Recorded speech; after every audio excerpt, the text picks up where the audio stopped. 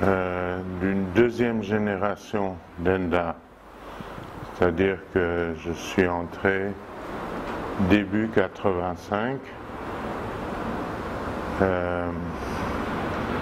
Donc je ne connais pas les personnalités des fondateurs, dans la mesure où j'ai connu seulement Jacques Binicourt.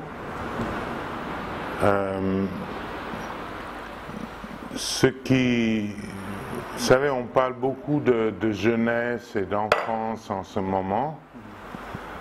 Ce qui me frappe, c'est que des discours actuels sur la jeunesse, que l'on fait tellement, on entend ça tout le temps, à la radio et ailleurs.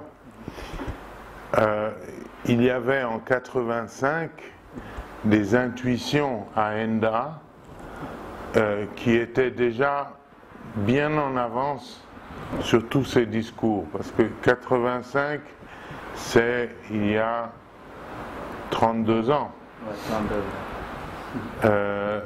Et pourtant, le fait que la jeunesse, l'enfance allait représenter une grande partie de la population, qu'il fallait avoir certaines attitudes vis-à-vis de cette jeunesse, qu'il fallait l'encourager, lui laisser de l'espace et ainsi de suite. Ces intuitions étaient déjà présentes dès 85 dans un article qui avait été écrit à l'époque par Cher Hamidou Khan, et je pense inspiré en partie par Jacques Binicourt, qui s'appelait « Survivre et après ». Donc, à l'époque, était question de la survie de l'enfance, comment éviter que des millions et des millions d'enfants meurent chaque année, et après quoi? Qu'est-ce qu'on va faire avec tous ces enfants et tous ces jeunes? Et donc, tous ces discours qui se font maintenant en 2017, ah oui, mais vous savez, les jeunes, les enfants sont la majorité de la population. Mais ça, c'était des postulats de départ de la projection qui se faisait en 85. Donc ça, c'était cette capacité d'intuition et de prospective aussi par rapport à l'avenir qui allait se passer,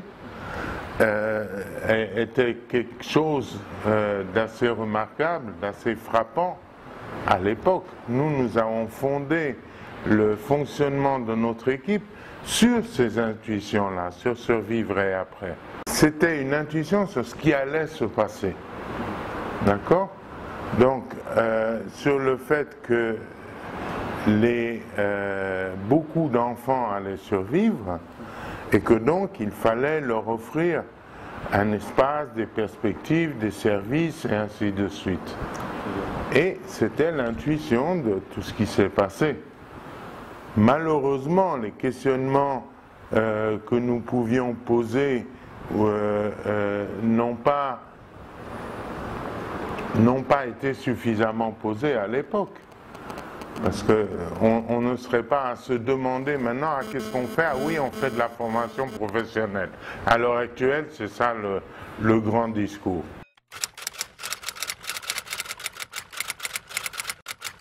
Ça a été l'espace laissé justement à ces perspectives. Moi, je suis entré à Enda sur un programme d'appui à la culture urbaine des jeunes. Bon. Il s'agissait de créer une opportunité autogérée par les jeunes d'expression pour tout ce qui bougeait, du point de vue de la musique, du point de vue du théâtre, du point de vue de la poésie et tout ça. Bon. Moi-même, je venais de cette... Oui. Et j'allais vers les groupes, je disais, écoutez, il y a une organisation qui est disposée à appuyer, à soutenir quelque chose qu'on pourrait organiser. Maintenant, est-ce qu'on organise ou non? Et c'était la réponse était positive. Parce que, et ça, bon, ça a laissé beaucoup de traces, beaucoup d'orchestres, de groupes de jeunes, de formes d'associations, y compris des musiciens, des jeunes musiciens, et ainsi de suite.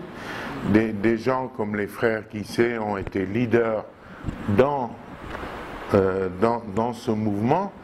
D'autres gens comme Kumbaga Olosek ou d'autres se sont exprimés pour la première fois devant des grands publics dans ces manifestations qui étaient organisées par les jeunes, pas par Enda, qui étaient organisées par les jeunes avec un soutien. Donc c'était la création de ces espaces d'expression qui correspondait à cette intuition, le fait de laisser des espaces d'initiative à des groupes de jeunes. Et je me rappelle, une fois dans le bureau de Jacques, je lui ai passé des enregistrements d'une des premières soirées, et lui était tellement content de voir, je me rappelle un gars qui avait crié « Enda, Enda, vive les bonnes initiatives ». Bon, voilà. C'était d'aller vers les jeunes, non pas avec du paternalisme, mais avec un soutien à leurs initiatives.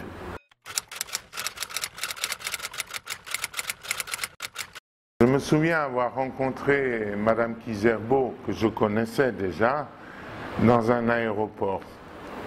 Je ne sais plus où, mais enfin on était dans un aéroport d'Afrique de l'Ouest. Et elle me dit « Alors Enda, ça va ?»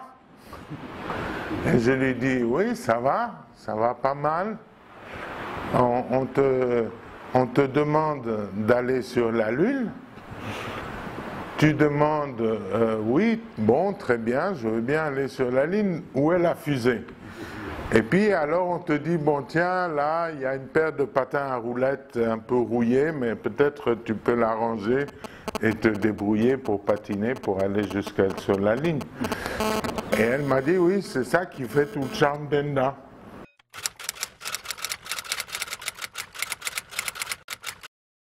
Enfin, l'âme d'Enda que j'ai essayé de porter, toujours, c'est de donner la parole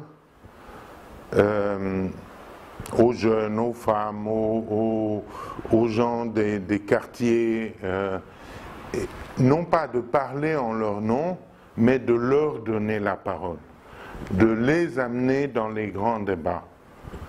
Donc, on a semé des choses. Il y a des groupes qui se sont transformés en organisations, qui se sont transformés en mouvements sociaux et tout ça. Et maintenant, pour notre part, il s'agit de se retirer progressivement pour pouvoir faire monter ces mouvements sociaux. Par exemple, à l'OUA, à l'unité africaine, l'Union africaine, depuis des années, je ne vais plus à Addis Abeba. Mais à Addis Abeba vont les représentants du mouvement que nous avons soutenu, qui est le mouvement des enfants et jeunes travailleurs. Eux sont bien connus à Addis Abeba. Nous avions toute la place que nous voulions pour y aller. Nous y sommes allés un certain nombre de fois, mais le problème c'était que eux, en tant que mouvement, soient là de plein droit. Et ils y sont de plein droit. Ils ont un statut d'observateur et ainsi de suite. C'est le premier, en fait, mouvement qui a une ampleur continentale, qui a un statut d'observateur auprès d'une organisation continentale. Je ne pense pas qu'en Amérique latine ou en Asie, il y ait des mouvements pareils, dans des entités pareilles, avec des statuts pareils. le mouvement que nous soutenons, l'organisation des enfants et jeunes travailleurs, le mouvement africain des enfants et jeunes travailleurs, c'est quelque chose qui existe dans 4000 localités en Afrique. C'est quelque chose qui a plus d'1 million de membres et de sympathisants. Bon, c'est une réalité. De Kolda à Ouvira, à des villages de Mauritanie ou d'Afrique du Centre, il y a des organisations qui se créent, d'enfants et jeunes qui se créent un espoir à travers cette organisation. Ce n'est pas nous qui donnons le départ à telle ou telle branche ou telle section, c'est un mouvement qui se reproduit, qui est entièrement approprié par les jeunes. Une autre organisation qui voudrait Oxfam ou tout ça, sont des organisations qui pourraient, qui ne le font pas, mais qui pourraient soutenir ces mouvements.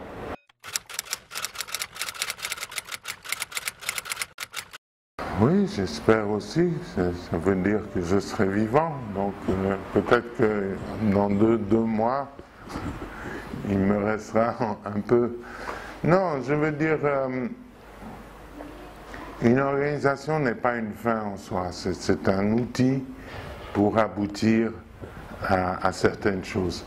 Alors, si nous avons suffisamment de vision pour nous-mêmes savoir à quoi on veut que ça aboutisse, on pourra avoir des raisons de soutenir cet outil-là.